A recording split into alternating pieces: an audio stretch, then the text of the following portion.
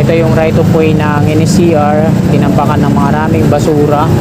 Pasilip ko din dito sa ilalim ng NLEX connector, section 2. Ayan, dyan nakatira na yung mga ibang mga dwellers. Yan yung mga gamit nila. Tapos binakuran na rin yan dito ng mga precast compound lang. Sa D. Santiago extension tayo.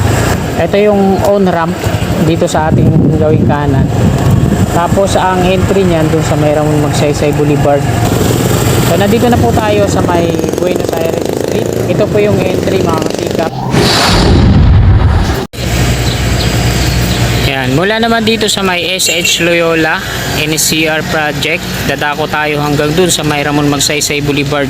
Mag-uumpisa po tayo dito ng update natin. So tara, let's go!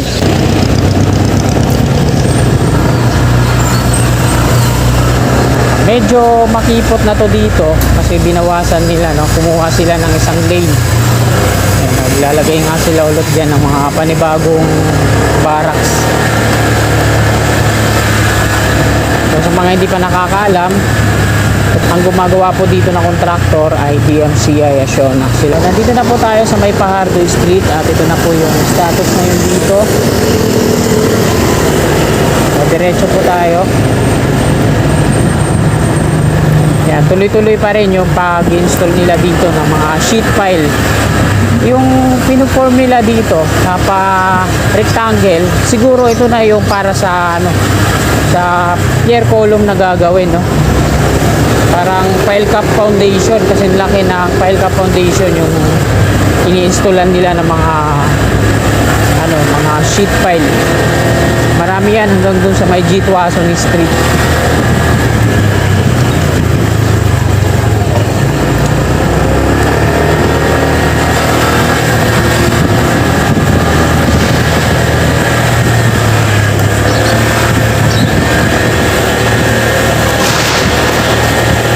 Dito mga kababayan, sa kanan natin may mga markings po yung mga bahay dyan.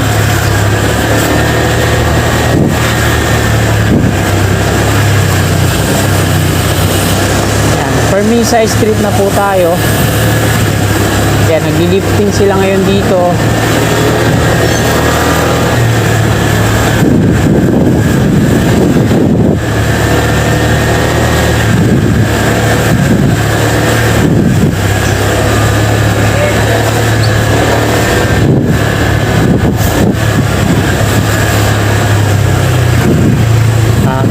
Andrades Street naman to dito, Sampaloc, Manila pa rin po ito.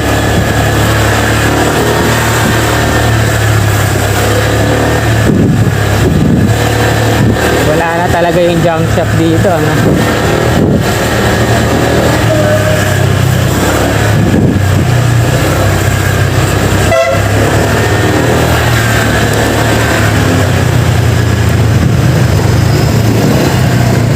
Nandito na tayo sa may G. Tuason Street. So yung police station dito, wala pa namang senyales na di-demolish, pero zero po sila dyan, talagang demolish. At ayan, silipin ko ulit natin mula dito hanggang dun sa Santa Mesa. Ito yung right of way ng NSCR, tinampakan ng maraming basura. Pero wala na pong mga, meron pa. Ayan, may nakabaon pa na riles. Isang line na to patungo doon. Wala na yung mga iba dito sa kaliwa. Tapos yung mga concrete rail sleeper, wala na rin.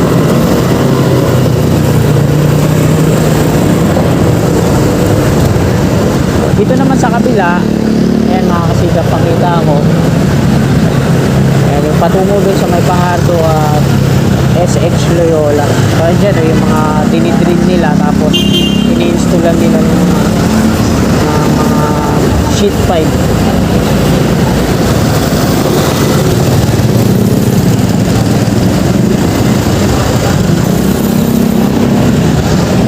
Ini-installan nila ng mga sheet pile. Ayan po yung sa NSCR. Tapos syempre pasilip ko din dito sa ilalim ng NLEX connector, section 2. Ayan, dyan nakatira na yung mga ibang mga dwellers. Ayan, yung mga gamit nila. Tapos binakuran na rin yan dito ng mga precast compound lang doon. Lagyan yung mga PVC pipe gagamitin dito sa downspout. Tapos gumagawa sila ng kanal dyan. Tapos dun sa dulo, ayan yung on-ramp sa may likod ng iglesia. Tapos dito naman,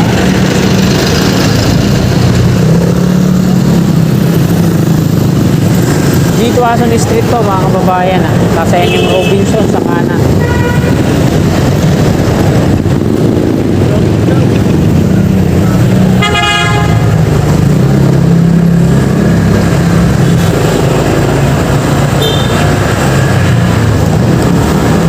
Kanan na po tayo dito, di Santiago Street.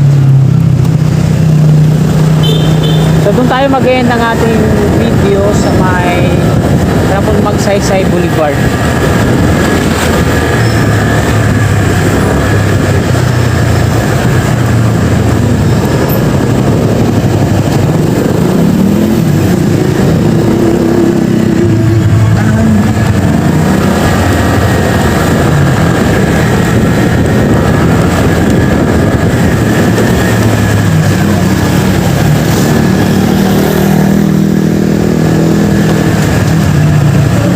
Kanan muna tayo dito, no?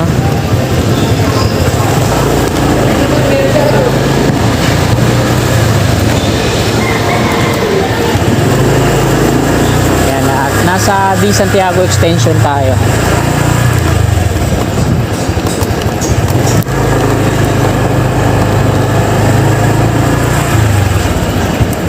Ito yung on-ramp dito sa ating gawing kanan. Tapos ang entry niyan dun sa may Ramon Magsaysay Boulevard westbound. Yan, nagpo-pull out na po sila dito sa part na to. Ayan, malinis na, no? Yung mga nandiyan dyan na lang yung ginamit nilang platform nung gumagawa sila ng pierhead dito. Ayan, no? Tapos ini-installan na rin nila dyan sa may gilid ng ano. Ito yung mga precast compound wall.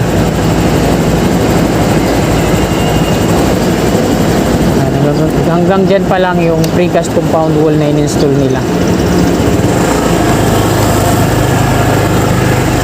Tapos hindi nila hinarangan dito, di binakuran, asahan natin yun. Mga ilang ano pa lang yan, ilang araw pa lang yan dyan o ano, pag wala ng gwardiya na nakabantay dito. Paninirahan to ng mga street dwellers at pupunuin ulit ng basura. Kagaya nung bago sila mag-umpisa ng construction dito. Ganyan yung ginawa. Madaming mga nakatira. So ngayon pag wala ng gwardiya na nakabantay dyan, saan yun na magmimistulang squatter yan dyan.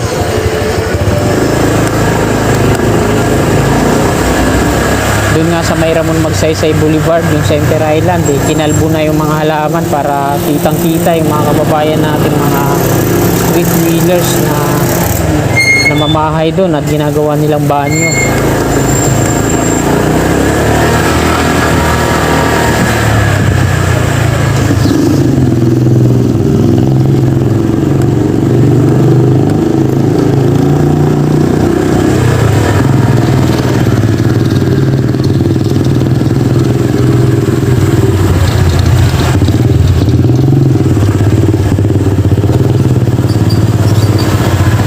Nandito na tayo sa Di Santiago ulit at ito po yung lokal ng Sampaloc. So, mayroon po kaming kapilya lokal na pinasok ng isang masamang loob, pinagisan ng dalawang molotov bomb yung loob. Nasunog yung loob pero hindi naman na hindi naman lumaki yung apoy kasi naagapan ng mga kapatid at nahuli na rin yung salarin. So sana imbestigahan nila yung imbestigahan muna yung salarin kung bakit niya ginawa yun o may nag-utos ba sa kanya na alam niyo naman mga kasikap na siguro maraming galit sa iglesia dahil nga po dun sa black voting po yung kaisahan. At sa totoo lang marami pong mga nanalo ngayon na black voting ang iglesia na talagang lalo na sa mga mayor hanggang pababa. Lahat ng mga dinala ng iglesia ay nanalo. Siguro may mga taong masasama na nagutos na gano'n. Kaya sana imbestigahan muna at matukoy kung sino yung nagutos o ano yung intention niya. So nandito na po tayo sa may Buenos Aires Street. Ito po yung entry mga kasikap. So ayan mga kasikap, nandito na po tayo sa Ramon Magsaysay Boulevard westbound. Ayan po yung Coreza station ng LRT2, viaduct ng LRT2. At dito sa ilalim, ayan, maraming mga tauhan ngayon dyan ng Manila. Sila po yung nangungulekta ng mga basura na ikinalat dyan ng mga kababayan nating mga dwellers. Tapos nililinis po nila dyan. Tapos tinatanggal yung mga, alam nyo na, yung mga ginawa nilang banyo kasi yan dyan. Pina-flushing ng tubig at tinatanggal yung mga basurang iniwan. Tapos ayan, tinitrim yung damo, nililinis yung gitna. So ayan po yung ginagawa ng mga tauhan ng Manila ngayon dito. So yung mga kababayan natin, mga street dwellers, ay tinataboy na po dito kasi wala naman silang naitulong kundi babuyin tong gitna, center island. Tapos yung bagong pintura dito na kulay brown, tapos dun sa loob nagsusunog po sila ng tansu dyan, tapos dumudumi yung paligid. So ayan yung ayaw na ayaw ng bago nating mayor dito sa Manila na binababoy nila. Pati yung mga gumagawa ng vandalismo dito, no? Talagang pag nahuli-huli lang yan, papabura sa kanila yan gamit yung laway nila ni Yorme. Pagkikita naman natin na talagang lumilinis na dito, wala na yung mga kumpul-kumpul, tambak ng basura, no? May checkpoint pa dun sa dulo, pati dyan sa may unahan, yung sa Tamesa interchange, dyan sa may pedestrian, ang dami ding mga basura na iniwan. Maging dito sa mga pile cap concrete foundation na to, marami ding mga basura na iniwan. Pero ngayon, tingnan nyo naman, wala na, malinis na. Tapos pina-flashing din nila to dito, yung mga mga ebak na mga dyan, mga street dwellers. Nung nakaraan may dumaan dito na truck ng bombero, pina-flashing nila yan hanggang dun sa dulo. Ayan mga kasikap, hanggang dito na lang po itong video natin ngayong umagang ito. Marami pong salamat sa patuloy niyong suporta. God bless po sa ating lahat.